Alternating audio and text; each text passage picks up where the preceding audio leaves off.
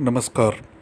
आज हम श्रीलंका के फेल होने के कारणों पर बात करेंगे।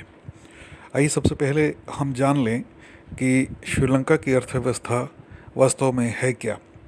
श्रीलंका की अर्थव्यवस्था पर्यटन, चाय उद्योग, जिसमें कि मुख्यतः निर्यात शामिल है, कपड़ों का निर्यात, चावल का उत्पादन और इसी तरह के दूसरे कृषि उत्पादों पर निर्भर है। इसके दूसरे कारणों में हम जानेंगे कि राजनीतिक पृष्ठभूमि क्या है। हमें यह समझना होगा कि श्रीलंका की वर्तमान सरकार तमिल विद्रोहियों पर जीत के बाद सत्ता में आई। इसे प्रचंड बहुमत मिला, जिसके कारण धीरे धीरे विपक्ष समाप्त कर दिया और अपने हाथ में असीम शक्तियां इकट्ठा कर लीं। जबकि सच तो यही है कि यदि किसी के पास इस प्रकार की असीम शक्तियां आ जाती हैं तो उनके दुरुपयोग की आशंका बहुत बढ़ जाती है। अन्य कारणों में कोविड से संबंधित कारण सम्मिलित हैं, क्योंकि श्रीलंका के बहुत अधिक लोग विदेशों में नौकरियां करते हैं और उनमें से लगभग 80 से 90% लोग तो अरब देशों में ही हैं, जो कि वहां से कमाकर पैसा श्रीलंका भेजते हैं। और दूसरा प्रमुख है श्रीलंका का पर्यटन उद्योग। कोविड के चलते विदेशों में लोगों की नौकरियां चली गईं और पर्यटन उद्योग तो दुनिया भर में ठप ही हो गया।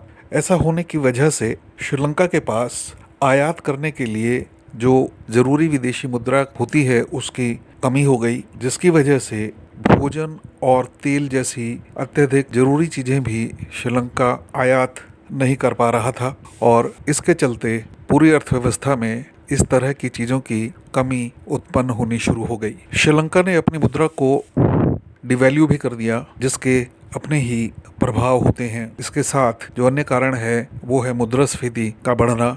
जैसे जैसे मुद्रास्फीति बढ़ती चली गई, बाजार में लोगों की क्रय शक्ति कम होती चली गई और वैसे ही अर्थव्यवस्था में आम आदमी के उपभोग की वस्तुओं का पहले से ही अभाव था। इन सब का ओवरऑल इम्पैक्ट इकोनॉमी के स्लो डाउन होने और उसके बाद उसके फेल होने पर देखा जा सकता है। इसके अलावा श्रीलंका का जो डेफिसिट है वो बढ़ता चला गया। इंडियन डेवलपमेंट बैंक ने तो इसे क्लासिक ट्विन डेफिसिट इकोनॉमी बताया, जिसमें कि एक्सपेंडिचर आपकी आय से ज़्यादा होता है और आपकी जो अर्थव्यवस्था में गुड्स और सर्विसेज हैं उनका उत्पादन मांग से कहीं कम होता है। इसके अलावा इन्होंने जो लोन ले रखे थे वो पहले से ही नहीं चुका पा रहे थे, इसलिए और लोन मिलने बंद हो गए। एक और अन्य कारण जो देखा गया है वो था सरकार द्वारा घोषित किया जाना कि अब हम सिर्फ ऑर्गेनिक खेती करेंगे और केमिकल फर्टिलाइजर का प्रयोग बंद कर देंगे। ऐसा यकायक करने से 2021 की चावल की फसल बर्बाद हो गई। अब बदले में इनको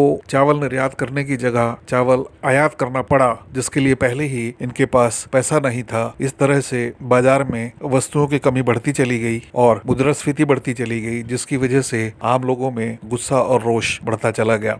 जब इकोनॉमी की ये पोजीशन हो गई तो लोगों की नौकरियां चली गईं। मुद्रास्फीति की वजह से और रुपए के डेवैल्यूएशन की वजह से लोगों के पास जो जमा पूंजी थी उसकी कीमत भी और गिर गई। इसके साथ साथ यूक्रेन रशिया में जो युद्ध हो रहा है उसकी वजह से दुनिया भर में तेल की कीमत बढ़ गई है और श्रीलंका को बाहर से तेल मंगाने खरीदने में और भी ज्यादा दिक्कत पेश आ रही है। डीजल से चलने वाले पावर प्लांट या तो कुछ बंद हो गए हैं या कुछ में उत्पादन बहुत कम हो गया है, जिसकी वजह से वहां पर पावर कट एक आम बात है। वहां कागज की कमी इस हद तक है कि बच्चों की परीक्षाएं स्थगित करनी पड़ी। दवाइयों की निहायत कमी है। शुरू में भारत ने कुछ जरूरी दवाइयां श्रीलंका को भेजी हैं। इसके अतिरिक्त वैसे ही भारत कई बिलियन डॉलर की सहायता कर रहा है। सरकार की कमी यह भी रही कि इन्होंने इंटरनेशनल एयरपोर्ट जैसे निरर्थक निर्माण किए, वो भी उधार के पैसे से। और हालत ये है कि हम्बन टोटा जैसे पोर्ट को इन्हें 99 साल की लीज पर चीन को वापस करना पड़ा, क्योंकि ये चीन का पैसा नहीं चुका पा रहे हैं। इस तरह देखा जा सकता है कि मिसमैनेजमेंट का हालत ये था कि इनकी सरकार यह नहीं देख पा रही थी कि उनके कितने बुरे दिन आने वाले हैं। इसके अतिरिक्त एक कारण और है कि जब